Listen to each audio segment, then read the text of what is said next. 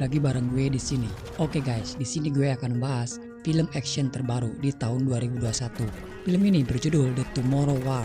Film ini baru rilis di bulan Juni kemarin ya. Film ini menceritakan manusia di masa depan yang akan berperang melawan para monster yang sangat kelaparan. Mereka memburu apa saja makhluk hidup yang ada di muka bumi ini. Para manusia diambang kekalahan dari peperangan tersebut dan terancam kepunahan massal makhluk hidup di bumi.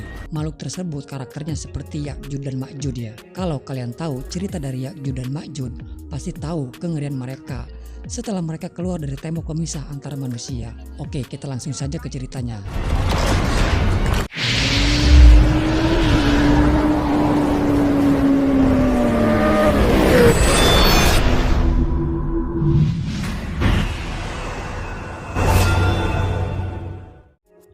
Di awal film kita diperlihatkan ada sebagian orang yang berjatuhan.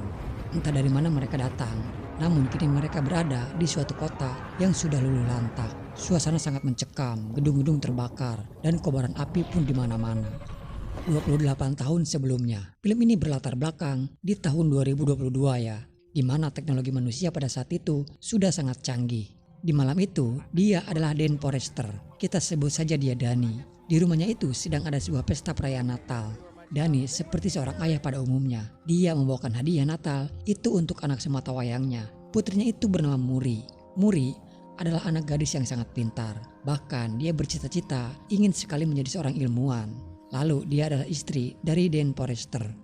Di hari itu mereka sangatlah sibuk. Danny sendiri sekarang profesinya adalah sebagai guru SMA. Tak hanya itu, ternyata Danny juga adalah mantan pasukan khusus militer di Amerika yang pernah bertugas di perang Irak pada waktu itu. Pada waktu itu sedang digelar sepak bola kejuaraan dunia yang dimana Brazil dan Italia sedang bertanding di partai final. Saat mereka sedang asik-asiknya melihat pertandingan tersebut, tiba-tiba saja di lapangan tersebut terjadi sesuatu. Ada sebuah cahaya yang muncul tiba-tiba di tengah lapangan. Tentu saja itu membuat orang-orang yang ada di stadion pun menjadi berhamburan panik. Lalu keluar dari cahaya tersebut para pasukan dengan membawa persenjataan lengkap. Ternyata mereka adalah para manusia masa depan dari 30 tahun yang akan datang yang berteleportasi ke belakang ke tahun 2022. Mereka memberitahukan kalau di masa depan mereka sedang berperang. Tapi perang tersebut bukanlah melawan manusia dan manusia ada di ambang kekalahan. Mereka juga memberitahukan beberapa tahun yang akan datang manusia akan musnah. Oleh karena itu mereka mengumumkan kepada umat manusia di muka bumi ini untuk ikut berperang dan membantu mereka. Setahun kemudian setelah kejadian itu, kini masyarakat bumi pun berubah. Semua negara mempersiapkan pertahanan militer mereka. Dan para ilmuwan juga membuat teknologi yang bisa berteleportasi ke masa depan. Dikonfirmasi kalau musuh mereka di masa depan adalah berperang melawan monster yang berbentuk landak. Bahkan ribuan pasukan militer pun sudah dikerahkan dan berteleportasi berperang di masa depan. Namun naas sampai dengan saat ini banyak ribuan pasukan, bahkan jutaan pasukan militer di seluruh dunia yang dikerahkan ke masa depan banyak sekali yang tewas.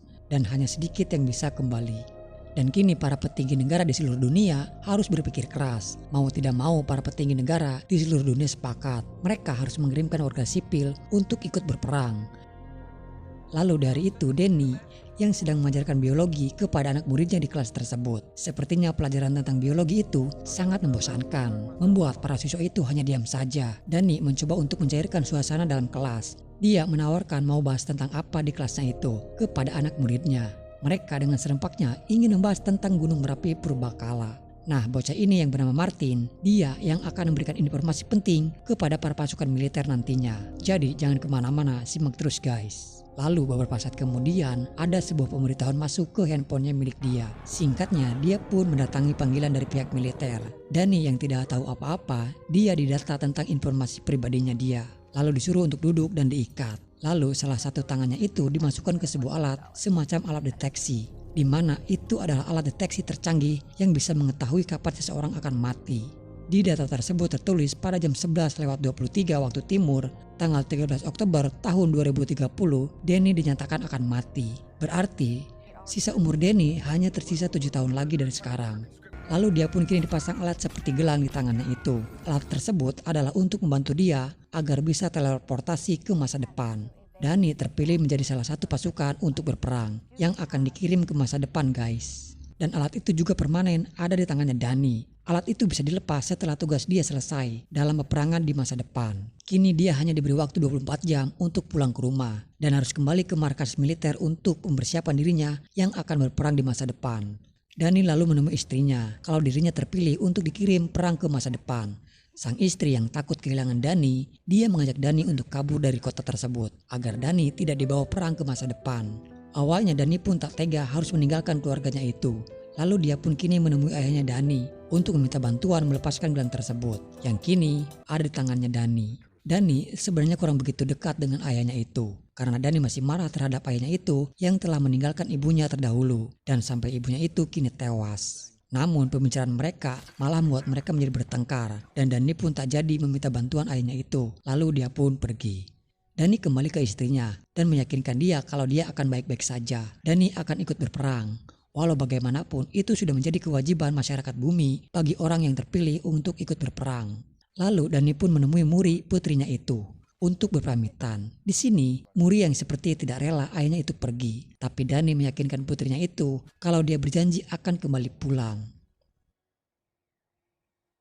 Lalu di sini terlihat orang-orang yang kini sudah terpilih. Mereka semua dikumpulkan dan akan diberi pelatihan militer secara singkat. Dari semua kebanyakan orang yang terpilih hanyalah warga sipil biasa yang tidak ada basic berperang sama sekali. Namun karena kondisi yang sudah sangat darurat dan juga pasukan militer pun yang sudah hampir habis, mereka akan dikomandani oleh Letnan Hart dan hanya sedikit diberi pelatihan cara menggunakan senjata saja. Tidak ada pelatihan dasar. Mereka mau tidak mau harus langsung siap untuk berperang. Misi mereka akan berlangsung 7 hari. Jika gelang yang ada di tangan para pasukan itu masih ada dan mereka masih hidup setelah misi dalam 7 hari itu selesai, maka otomatis mereka akan berteleportasi kembali ke masa sekarang. Lalu mereka dibagi menjadi beberapa kelompok. Dani sendiri ditunjuk menjadi leader di kelompoknya itu. Di sini Dani bersama salah seorang, dia yang bernama Charlie. Dani sendiri tidak ada masalah dalam misi tersebut karena dia adalah mantan pasukan khusus. Dan dia adalah Dory, salah satu pejuang yang pernah berjuang perang di masa depan dan dia berhasil selamat dan kini dia dikirim kembali. Di sini Charlie sendiri adalah seorang dokter astronomi. Lalu para pasukan itu yang akan dikirim ke masa depan tepatnya akan berteleportasi ke tahun 2030. Mereka diberi arahan terlebih dahulu dan titik mana saja yang akan jadi misi mereka. Mereka juga diberitahukan kalau mereka akan berteleportasi melalui jumpling. Jumpling itu sendiri adalah sebuah teknologi yang bisa menembus ruang dan waktu seperti lubang cacing dan juga bisa ditempatkan di suatu titik koordinat. Ini bahaya guys. Mereka bisa terkena pelanggaran lintas waktu yang ada di film Loki. Takutnya mereka akan diburu oleh para penjaga waktu. Ya gak sih? Yang nonton film Loki pasti tahu. Lanjut cerita, setiap 6 hari sekali, monster lanak putih itu tidak akan keluar dari sarangnya. Di waktu itulah, mereka para pasukan itu akan dikirim ke masa depan dan akan diturunkan di sebuah pesisir pantai Miami. Namun keadaan darurat terjadi. Mereka para pasukan itu harus disegerakan dikirim dan itu tidak sesuai jadwal keberangkatan mereka. Singkat cerita, mereka pun lalu bersiap-siap untuk dikirim ke masa depan. Mereka semuanya ditempatkan di sebuah ruangan, di mana ruangan tersebut adalah tempat mereka untuk berteleportasi. Lalu satu persatu dari mereka pun berterbangan.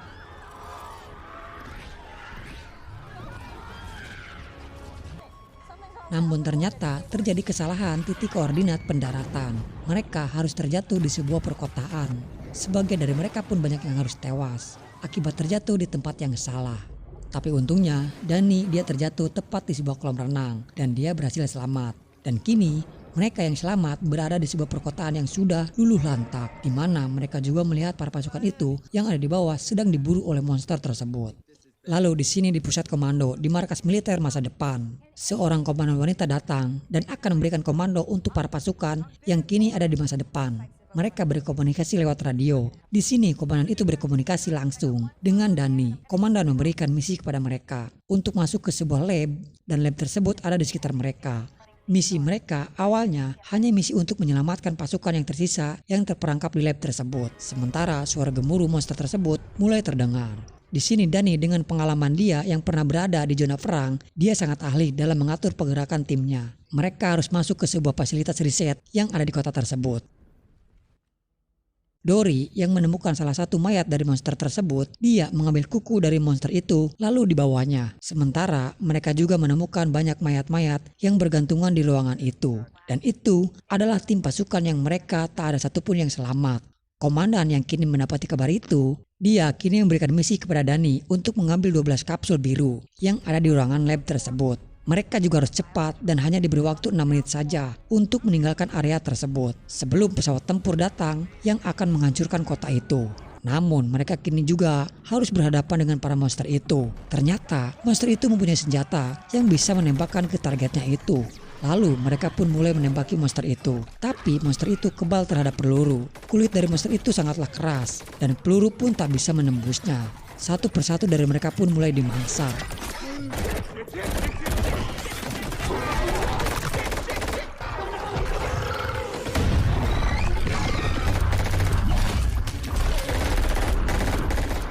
Dory tahu titik kelemahan dari monster itu.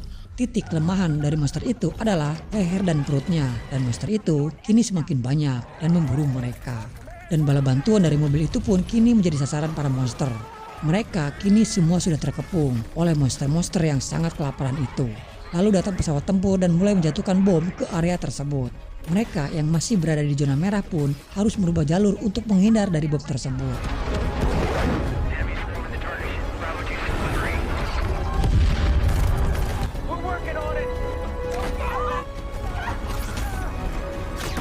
Tidak semua dari mereka selamat, bahkan mereka yang sudah terluka memilih akan melawan dan akan menghadang monster-monster itu.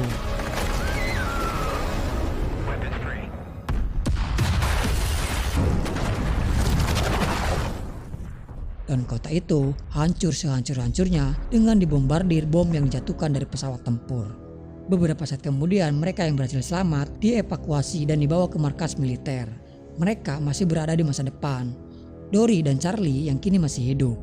Dory yang menjadikan kuku monster itu menjadi sebuah kalung. Dory sendiri divonis akan mati 6 bulan lagi karena penyakit kanker. Lalu beberapa saat kemudian Dani dipanggil oleh komandan. Sementara Charlie dan Dory akan dikirim kembali untuk berperang memberantas melawan monster tersebut. Danny Forrester bertemu dengan wanita itu yang menjadi komando dalam misinya itu. Di sini terungkap kalau dia ternyata adalah Maury Forrester. Danny Forrester menemukan anak putrinya itu di masa depan. Kalian paham gak guys? Saat ini kan Danny sedang berteleportasi ke masa depan ke tahun 30 tahun yang akan datang. Dan wanita ini adalah putrinya itu yang bernama Muri dan kini sudah beranjak dewasa. Di sini Muri benar-benar mewujudkan cita-citanya yang ingin menjadi ilmuwan. Dan kini dia menjadi ilmuwan di militer dan sekaligus menjabat sebagai kolonel. Pertemuan antara mereka terasa aneh. Danny yang baru kemarin melihat putrinya itu yang masih kecil, tapi kini sudah menjadi besar. Di sini tentunya Muri yang sudah menjadi dewasa, banyak hal yang tentunya belum Danny ketahui sebelumnya. Muri masih menyembunyikan sesuatu dari ayahnya itu, tapi dia belum bisa menjelaskannya sekarang. Lalu Muri memperlihatkan kepada Danny salah satu monster itu, tapi ini monster betinanya. Monster betinanya itu lebih agresif dan langka. Monster yang menyerang Danny di perkotaan itu adalah monster pejantan. Monster betina ini jarang keluar, dia selalu bersembunyi di bawah tanah. Dan monster pejantan akan selalu melindungi betinanya. Di sini mereka akan melakukan misi penangkapan monster betina itu. Karena Muri sendiri ingin menangkap monster itu hidup-hidup untuk dia pelajari. Lalu mereka pun menyusun sebuah tim. Singkatnya, mereka pun sampai ke tempat sarang monster betina itu. Mereka mencoba menangkap monster itu dengan dibius terlebih dahulu.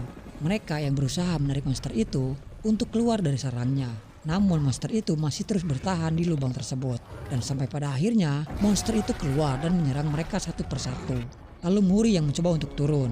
Sementara Danny, dia hanya disuruh untuk diam di helikopter tersebut. Monster itu kini semakin mengganas. Sepertinya mereka sangat kewalahan melawan monster betina itu.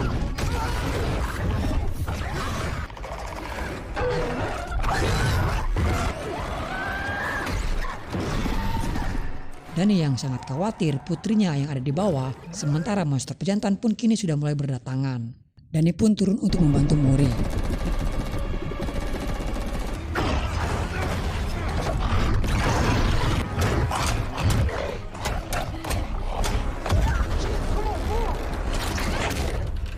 Mereka berusaha memasukkan monster itu ke sebuah kandang baja dan akhirnya mereka pun berhasil dan membawa monster itu dengan helikopter. Namun, beberapa pesawat mereka diserbu oleh monster tersebut, dan ribuan monster pejantan itu pun kini memburu mereka. Danny bersama Muri berhasil lolos dari serbuan monster dan kabur menggunakan mobil. Mereka berhenti di sebuah pesisir pantai dan menunggu helikopter bantuan menjemput mereka. Lalu film berpindah ke pangkalan militer yang berada di tengah laut. Mereka membawa monster itu yang kini masih diikat rantai. Dan juga mereka memberikan obat bius dalam 1 jam sekali. Muri lalu mengambil beberapa sampel darah dari monster tersebut untuk membuat sebuah toksin. Toksin itu sendiri adalah sebuah bakteri yang sengaja dibuat untuk merusak sel-sel darah suatu makhluk hidup. Tapi di sini, Muri sendiri akan membuat toksin itu dengan kadar bakteri yang sangat tinggi. Agar toksin itu jika disuntikan atau dimasukkan ke tubuh monster tersebut akan hancur dengan cepat. Dari ratusan hasil tes belum menunjukkan hasil angka 100%. Sementara dari waktu yang tersisa di gelangnya Danny, mereka akan berpisah besok. Danny akan berteleportasi kembali ke masa tahun 2022, di mana itu masa asli kehidupannya Danny. Muri memberitahukan Danny jika toksin ini berhasil dibuat, dia harus membawanya kembali ke masa tahun 2022 dan harus membuat toksin itu secara massal. Karena toksin itu tidak akan bekerja di masa mendatang. Toksin itu dibuat untuk mencegah perkembangan monster tersebut dan juga mencegah peperangan yang akan terjadi di masa depan. Namun konsekuensinya adalah Muri akan mati di sini. Tapi ayahnya percaya jalan mereka bisa dirubah dan ayahnya akan mencari cara agar mereka semuanya selamat. Setelah beberapa lama, lalu akhirnya toksin itu berhasil mencapai angka di 100%. Tapi beberapa saat kemudian ada alarm bahaya. Monster itu kini mulai memberontak. Dan ternyata para monster pejantan itu kini menyerbu pangkalan militer. Mereka mengetahui dan datang dengan jumlah yang sangat banyak. Monster pejantan itu berhasil menerobos masuk ke pangkalan militer.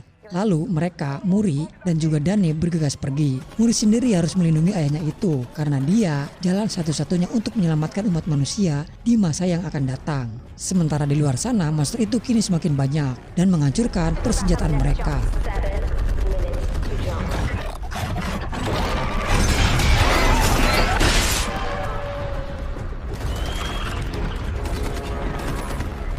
Monster landak betina itu seperti tahu siapa yang mereka cari.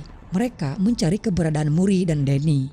Danny dan Muri yang sudah terkepung di ruangan itu mau tidak mau harus melawan. Namun sayang, Muri harus terkena serangan dari monster itu yang membuat Muri terluka dan terjatuh. Keadaan di pangkalan militer pun sudah sangat kacau. Monster itu terlalu banyak.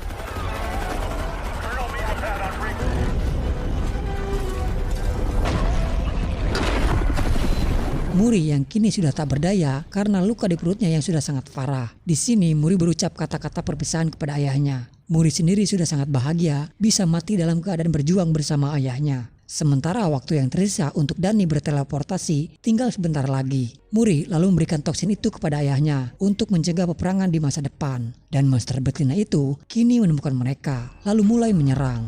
Muri yang hampir jatuh sang ayah dengan sigap menangkap tangan Muri dan mereka pun bergelantungan. Danny yang tidak putus asa terus menarik Muri. Tapi waktu yang sudah sangat mendesak mereka. Muri pun memilih untuk melepaskan genggaman tangan ayahnya dan menjatuhkan dirinya. Sementara di bawah sana sudah banyak ribuan monster itu yang siap memangsa Muri. Ayahnya yang tidak mau kehilangan Muri, dia tetap nekat meloncat dan menolong Muri. Tapi memang sudah tidak ada waktu lagi dan akhirnya Danny pun berteleportasi ke tahun 2022. Beberapa dari mereka pun ada yang berhasil selamat. Danny berhasil selamat dan membawa toksin tersebut. Danny meminta kepada Letnan Hawk untuk memproduksi massal toksin tersebut dan mereka harus kembali ke masa depan untuk melawan dan membasmi monster tersebut dengan toksin itu.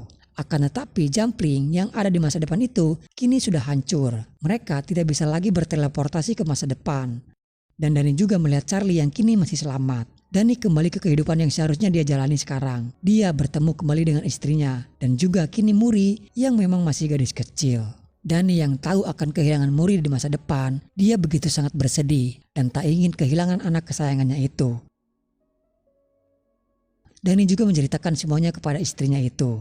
Ketika dia berada di masa depan, Danny sendiri masih mencari cara untuk mencegah peperangan yang akan terjadi di masa depan.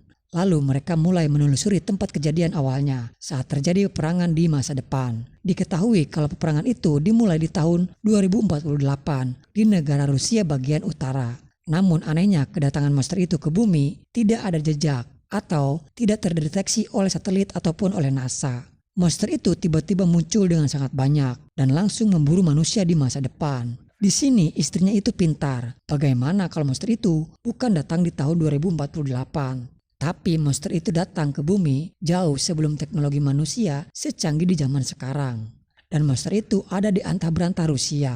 Dani di sini mulai tersadar dan mulai menelusuri. Dani juga menemui kembali Dory yang dia masih selamat dan mengajak dia untuk melakukan rencana Dani selanjutnya. Singkatnya, Dani, Dory dan juga Charlie mereka bertemu dan membahas tentang monster tersebut. Dory yang kebetulan membawa kuku dari monster tersebut saat dalam peperangan itu, kini Charlie yang sebagai ilmuwan, dia meneliti kuku monster tersebut dan dapat kesimpulan kalau kuku monster itu mendapati kandungan abu vulkanik.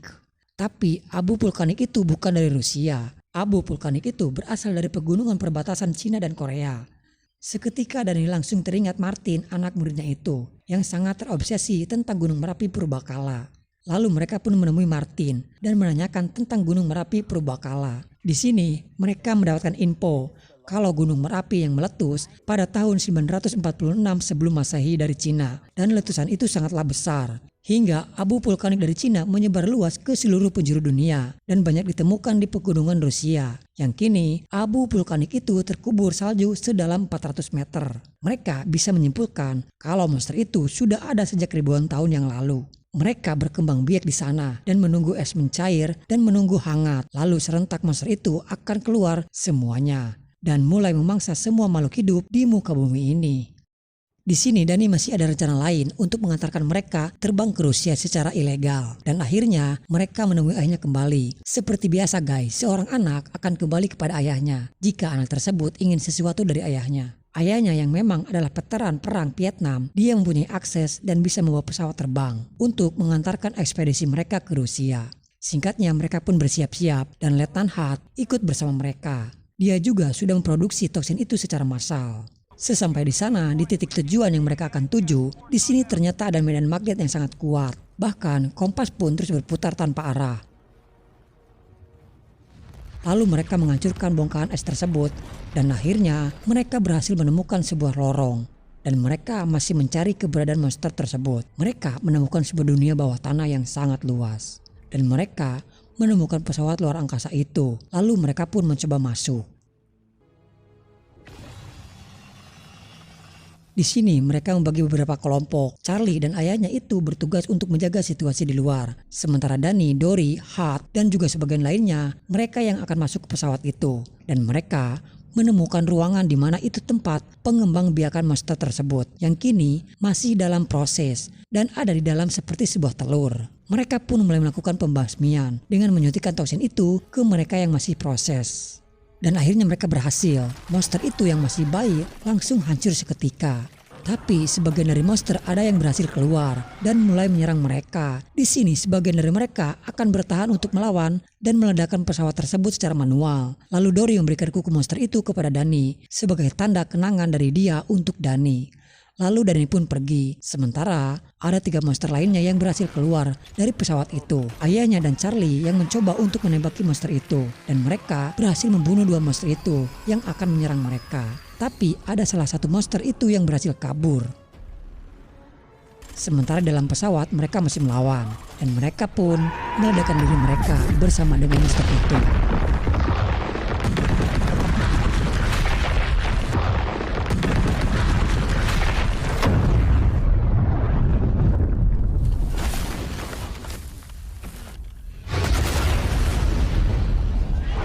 Kini mereka harus mencari salah satu monster itu yang kabur. Mereka berhasil membuat jebakan dan monster itu yang menyerang mereka. Mereka kini mulai menembaki monster tersebut dan kini mereka berdua yang berhadapan langsung dengan monster itu.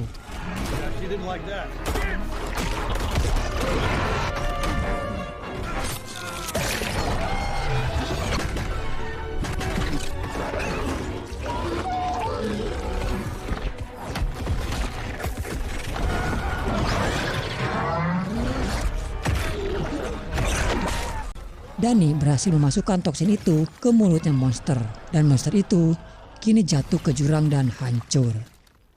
Mereka bertiga pun berhasil selamat dan ledakan di pegunungan Rusia itu diketahui masyarakat dunia dan mereka berhasil menghentikan peperangan yang akan terjadi di masa yang akan datang. Dani bersama keluarganya kini kembali utuh Dan Murilah yang sebenarnya merubah takdir mereka. Tentunya Muri tidak akan mati pada tahun 2048.